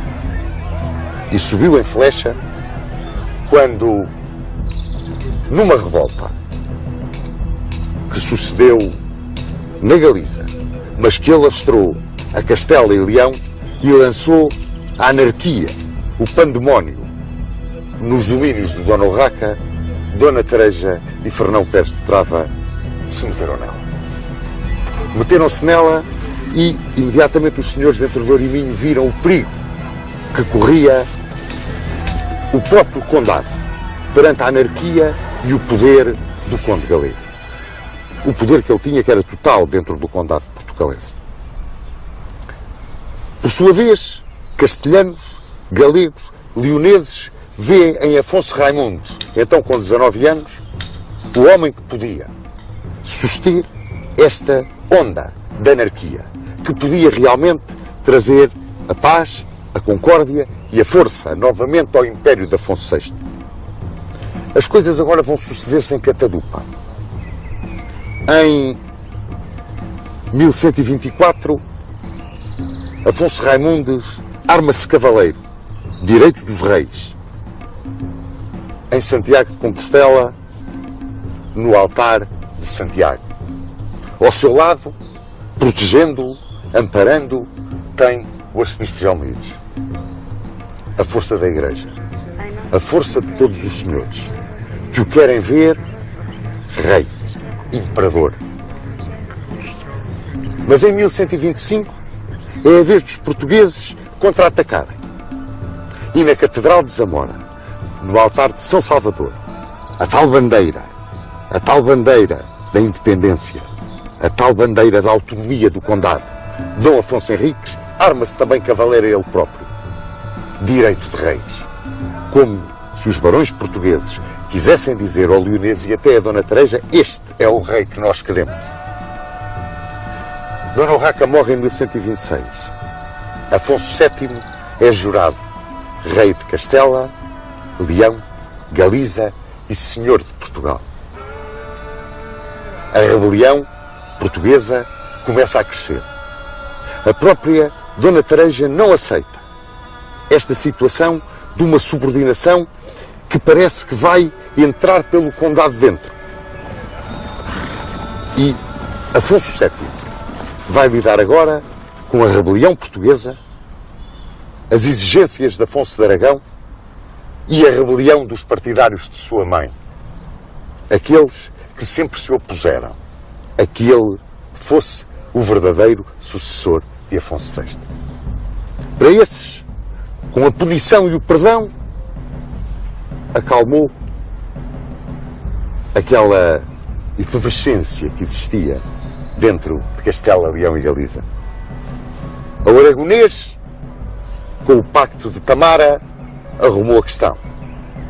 E com os portugueses, depois de uma concordata de Zamora que lhe permitiu resolver as outras duas situações primeiro, resolveu vir ajustar as contas em pessoa e em força. E na primavera de 1127 cercava aqui, na Praça de Guimarães, Dona Teresa, Dom Afonso Henriques e os partidários de Dom Afonso Henriques. O arcebispo de Braga, Dom Paio Mendes, foi ao encontro de Afonso VII com todas as promessas de submissão e de vassalagem de Afonso Henriques. Afonso VII aceitou e ficou de reféns dessas promessas o velho aio de Afonso Henriques, Egas Muniz. Dona Tareja e Fernão Pérez Estrava também se submeteram na sua vassalagem a Afonso VII. Iam agora, com Afonso Henriques, discutir a soberania dentro do condado. A revolta contra Dona Tareja era total. Tudo isto não era mais do que a influência do galego, do que todas as questões em que ela se tinha metido, levada pela ambição do galego e pela sua própria ambição e descuidando os direitos do filho. A Igreja apoiava Dom Afonso Henriques, através do arcebispo de Braga. Para já não falar em todos os senhores de Entrador e Minho, os Neivas, os Maias, os senhores de Ribador, os senhores de Ribacoa e, sobretudo, o povo dos vilares de Guimarães, de Braga, de Refões de Lima. Todos, como um só, apoiavam essa bandeira. Tinha chegado o momento. Dona Tareja pediu o auxílio de Afonso VII para vir fazer frente à rebelião do filho. Afonso VII não o ouviu. E ela e Fernão Pérez Estrava levantaram a hoste dos seus partidários, na maioria galegos, e vieram contra Guimarães.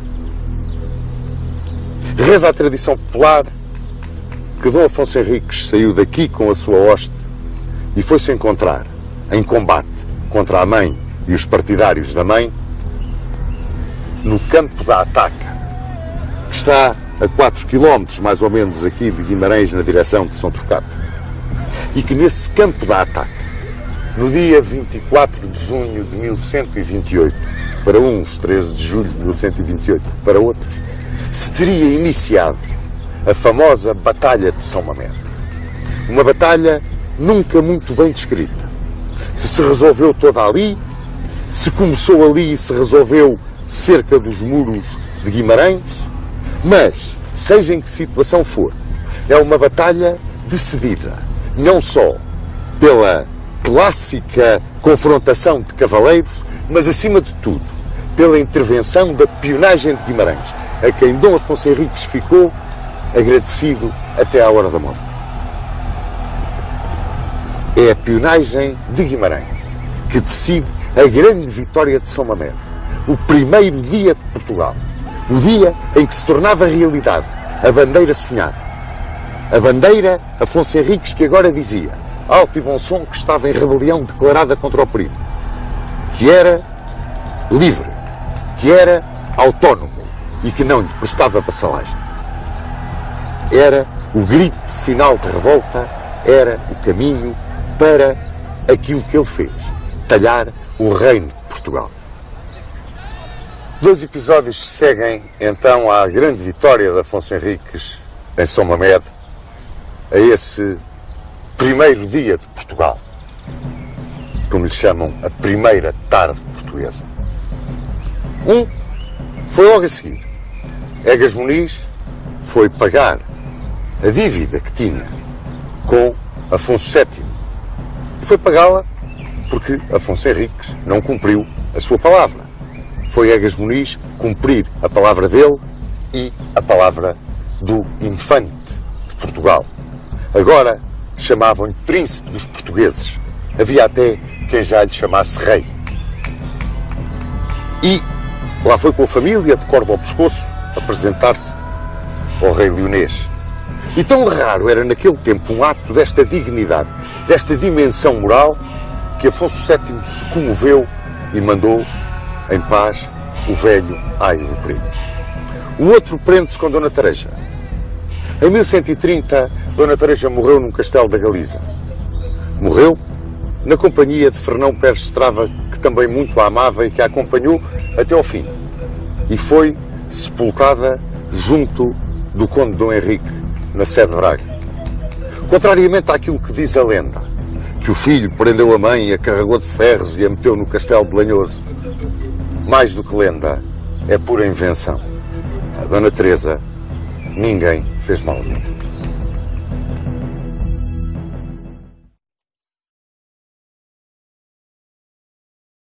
Gostaríamos de saber a opinião do Sr. Dom Duarte acerca do período histórico que medeia entre a chegada a Portugal do Conde Dom Henrique e a Batalha de São Mamede, esse período que se convenciona chamar do Condado Portucalense? Estou convencido que, de algum modo, o nascimento de Portugal como nação era indispensável, porque é uma herança do reino suevo. Os suevos nunca aceitaram o seu domínio pelos visigodos, quando foi das invasões, chamadas invasões bárbaras, e depois a ocupação islâmica, mas que manteve, no fundo, a identidade dos vários povos. Os muçulmanos eram muito poucos, árabes e berberes eram poucos, e tinham um poderio militar e uma organização, mas do ponto de vista numérico não eram muitos. Mesmo aquela parte da população que se converteu ao Islão por uma razão de interesses, de vantagens, rapidamente voltaram ao cristianismo depois da Reconquista. Por isso, nesse sentido, voltou outra vez os sentimentos e as tradições anteriores voltaram à superfície. Onde foi realmente uma falha histórica foi ter ficado separado de Portugal da Galiza. O Sr. Dom Duarte falou de Dom Afonso Henriques, a quem os almorávidas, sobretudo, chamavam o pérfido galego, vindo ao encontro daquilo que o Sr. Dom Duarte acaba de dizer. E o Ibn Eric. O Ibn Eric. E Dom Afonso Henriques, figura marcante ainda antes daquilo que se convencionou chamar a data da independência de Portugal, e que pertence, portanto, ao reinado de Dom Afonso Henriques. Mas, como chefe de Estado, Dom Afonso Henriques começa a sua vida em 1128, na Batalha de São Mamede, depois da Batalha de São Mamede, como chefe de Estado. A posição crítica de Dom Afonso Henriques relativamente à mãe e a posição crítica dos senhores de Entre Douro e Minho relativamente ao domínio galego sobre Portugal, eu gostava que o Sr. Dom Duarte nos desse a sua opinião acerca desse período que não é tão bem estudado como nós julgamos hoje em dia na nossa história. Creio que tem também a ver com os dois bispados. Santiago de Compostela e Braga sempre tiveram uma grande rivalidade. Talvez isso justifique esta rivalidade entre as duas regiões, não é? E por outro lado, não há dúvida que Dom Afonso Henriques era um burguinhão, e algumas das pessoas que o acompanhavam, etc., vinham diretamente da Borgonha. Curiosamente, eu tenho apontado em França, quando inaugurei um monumento a Dom Afonso Henriques em Versailles, pago pelos nossos imigrantes, eu disse que Dom Afonso Henriques era o modelo do imigrante de segunda geração que teve muito sucesso na vida e que, portanto, não somos só nós a emigrar para lá, também emigraram para cá. E, portanto, nesse aspecto, creio que a história tem que servir também para nos ajudar a compreender a nossa época, para estimular a nossa autoestima, para fazer ver os problemas atuais num relativismo, numa perspectiva, com uma profundidade histórica que nos ajuda a compreender a situação atual. A Batalha de São Mamede, para o Sr. Dom Duarte, o seu avoinho, primeiro rei de Portugal, porque interessa que os nossos seguidores da nossa série saibam que o Sr. Dom Duarte vem em linha direta masculina de Dom Afonso Henriques. Penso eu que é quase um caso único nas casas reais europeias. E eu gostava que o Sr. Dom Duarte, não que fizesse uma apologia, mas que nos desse a sua opinião muito sincera sobre essa batalha lendária, que foi a Batalha de São Mamede, o que ela significa para o descendente direto do vencedor da batalha. De facto, é considerado o começo da nacionalidade portuguesa, né? Embora politicamente eu acho que é mais engraçado e mais interessante lembrar o Acordo de Zamora. Porquê? Não só porque foi um reconhecimento oficial, internacional, da independência de Portugal, mas muito particularmente porque aconteceu a 5 de outubro. E, portanto, passaríamos a ter uma justificação para um dia feriado. É muito difícil acabar com um feriado, as pessoas não gostam, não é? Mas festejar o dia em que um grupo andou aí aos tiros em Lisboa e a Marinha bombardeou Lisboa para derrubar um regime democrático vigente em 1910, não mereceria um feriado. Não é? Enquanto que o Tratado de Zamora já merece um feriado.